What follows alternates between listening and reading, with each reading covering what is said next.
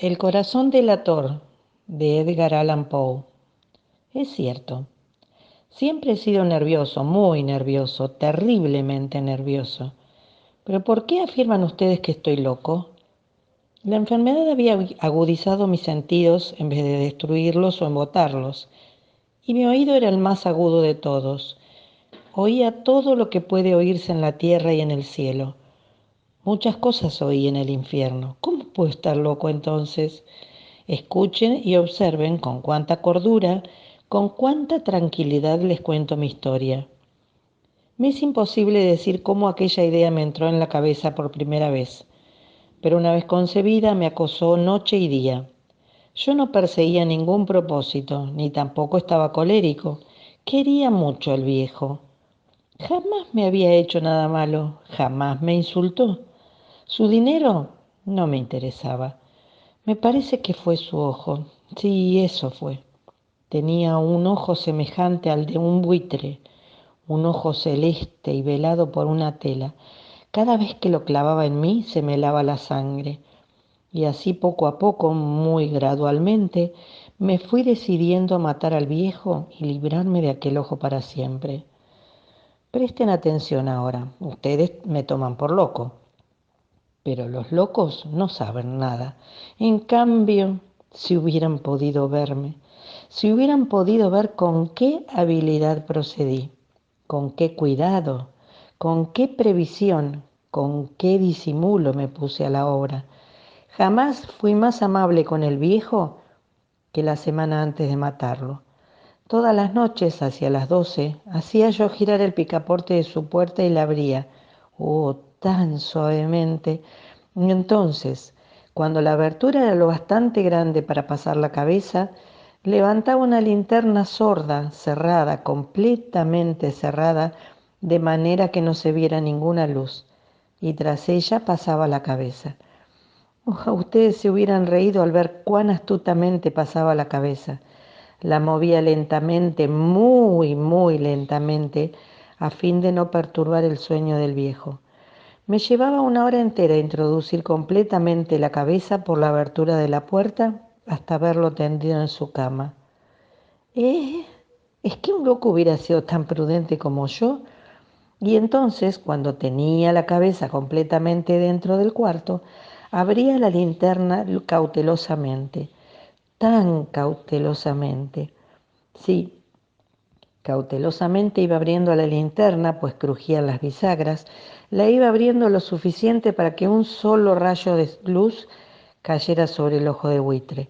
Y esto lo hice durante 7 largas noches, cada noche a las 12. Pero siempre encontré el ojo cerrado y por eso me era imposible cumplir mi obra, porque no era el viejo quien me irritaba, sino el mal de ojo. Y por la mañana, apenas iniciado el día, entraba sin miedo en su habitación y le hablaba resueltamente, llamándolo por su nombre con voz cordial y preguntándole cómo había pasado la noche. Ya ven ustedes que tendría que haber sido un viejo muy astuto para sospechar que todas las noches, justamente a las 12, iba yo a mirarlo mientras dormía. Al llegar la actuada noche procedí con mayor cautela que de costumbre al abrir la puerta. El minutero de un reloj se mueve con más rapidez de lo que se movía mi mano. Jamás antes de aquella noche había sentido el alcance de mis facultades, de mi sagacidad. Apenas lograba contener mi impresión de triunfo. Pensar que estaba ahí, abriendo poco a poco la puerta y que él ni siquiera soñaba con mis secretas intenciones o pensamientos. Me reí entre dientes ante esa idea y quizás me oyó, porque lo sentí moverse repentinamente en la cama como si sobresaltara. Ustedes pensarán que me eché hacia atrás, pero no. Su cuarto estaba tan negro como la pez, ya que el viejo cerraba completamente las persianas por miedo a los ladrones. Yo sabía que era imposible distinguir la abertura de la puerta y seguí empujando suavemente, suavemente. Había ya pasado la cabeza y me disponía a abrir la linterna cuando mi pulgar resbaló en el cierre metálico y el viejo se enderezó en el lecho gritando: ¿Quién está ahí? Permanecí inmóvil sin decir palabra. Durante una hora entera no moví un solo músculo. Y en todo ese tiempo no oí que volviese a tenderse en la cama. Seguía sentado, escuchando, tal como yo lo había hecho, noche tras noche, mientras escuchaba en la pared los taladros cuyo sonido anuncia la muerte. Oí de pronto un leve quejido, y supe que era el quejido que nace del terror. No expresaba dolor o pena, oh no. Era el ahogado sonido que brota del fondo del alma cuando el espanto la sobrecoge. Bien conocía yo ese sonido. Muchas noches, justamente a las 12, cuando el mundo entero dormía, surgió de mi pecho, ahondando con su espantoso eco los terrores que me enloquecían. Repito que lo conocía bien. Comprendí lo que estaba sintiendo el viejo y le tuve lástima, aunque me reía en el fondo de mi corazón. Comprendí que había estado despierto desde el primer leve ruido cuando se movió en la cama. Había tratado de decirse que aquel ruido no era nada, pero sin conseguirlo. Pensaba, no es más que el viento en la chimenea o un grillo que chirrió una sola vez. Sí, había tratado de darse ánimo con esas suposiciones, pero todo era en vano. Todo era en vano, porque la muerte se había aproximado a él, deslizándose furtiva y envolvía a su víctima. Y la fúnebre influencia de aquella sombra imperceptible era la que lo movía a sentir, aunque no podía verla ni oírla, a sentir la presencia de mi cabeza dentro de la habitación. Después de haber esperado largo tiempo, con toda paciencia, sin oír que volviera a acostarse, resolví abrir una pequeñísima ranura en la linterna. Así lo hice. No pueden imaginarse ustedes con qué cuidado, con qué inmenso cuidado, hasta que un fino rayo de luz semejante al hilo de la araña brotó de la ranura y cayó sobre el viejo. Estaba despierto de par en par y yo comencé a enfurecerme mientras lo miraba. Lo vi con toda claridad, con esa tela que me helaba hasta el tuétano, pero no podía ver nada de la cara o del cuerpo del viejo, pues como movido por un instinto había orientado el haz de luz exactamente hacia el punto maldito. ¿No les he dicho ya que lo toman erradamente por locura es solo una excesiva agudeza de los sentidos? En aquel momento llegó a mis oídos un resonar apagado y presuroso, como el que podría hacer un reloj envuelto en algodón. Aquel sonido también me era familiar, era el latir del corazón del viejo. Aumentó aún más mi furia, tal como el redoblar de un tambor estimula el coraje de un soldado. Pero incluso entonces me contuve y seguí callado. Apenas si respiraba. Sostenía la linterna de modo que no se moviera, tratando de mantener con toda firmeza posible el haz de luz sobre el viejo. Entretanto, el infernal latir del corazón iba en aumento. Se hacía cada vez más rápido, cada vez más fuerte, momento a momento. El espanto del viejo tenía que ser terrible. Cada vez más fuerte, más fuerte. ¿Me siguen ustedes con atención? Les he dicho que soy nervioso. Sí, lo soy. Y ahora, a medianoche, en el terrible silencio de aquella antigua casa, un resonar tan extraño como aquel me llenó de un horror incontrolable. Sin embargo, me contuve todavía algunos minutos y permanecí inmóvil, pero el latido crecía cada vez más fuerte, más fuerte. Me pareció que aquel corazón iba a estallar y una nueva ansiedad se apoderó de mí. Algún vecino podía escuchar aquel sonido. La hora del viejo había sonado. Lanzando un alarido, abrí del todo la linterna y me precipité en la habitación. El viejo clamó una vez, nada más que una vez.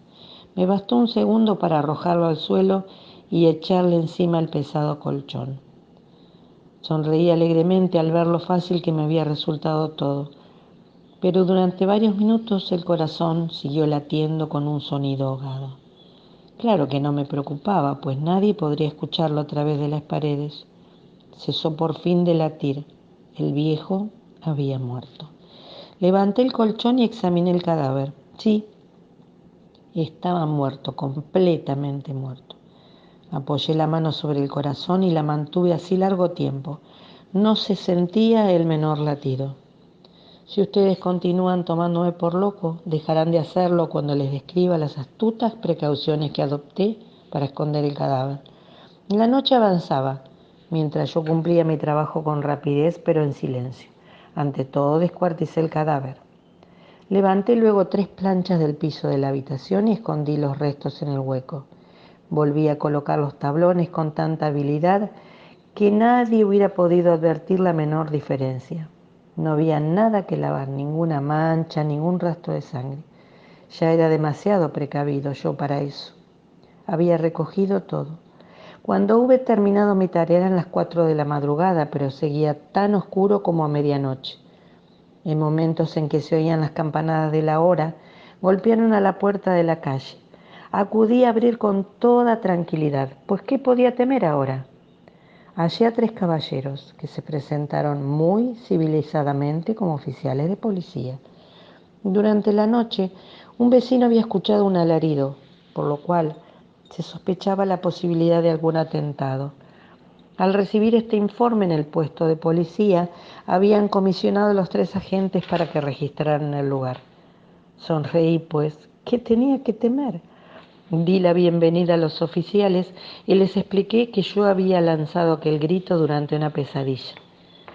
Les hice saber que el viejo se había ausentado a la campaña. Llevé a los visitantes a recorrer la casa y los invité a que revisaran bien. Finalmente, acabé conduciéndolos a la habitación del muerto. Les mostré sus caudales intactos y cómo cada cosa se hallaba en su lugar. En el entusiasmo de mis confidencias traje sillas a la habitación y pedí a los 3 caballeros que descansaran allí de su fatiga mientras yo mismo, con la audacia de mi perfecto triunfo, colocaba mi silla en el exacto punto bajo el cual reposaba el cadáver de mi víctima. Los oficiales se sentían satisfechos, mis modales los habían convencido. Por mi parte me hallaba perfectamente cómodo. Sentáronse y hablaron de cosas comunes mientras yo les contaba con animación. Mas al cabo de un rato empecé a notar que me ponía pálido y decía que se marcharan. Me dolía la cabeza y creía percibir un zumbido en los oídos, pero los policías continuaban sentados y charlando. El zumbido se hizo más intenso, seguía resonando y era cada vez más intenso. Hablé en voz muy alta para librarme de esa sensación, pero continuaba lo mismo y se iba haciendo cada vez más clara, hasta que al fin me di cuenta de que aquel sonido no se producía dentro de mis oídos.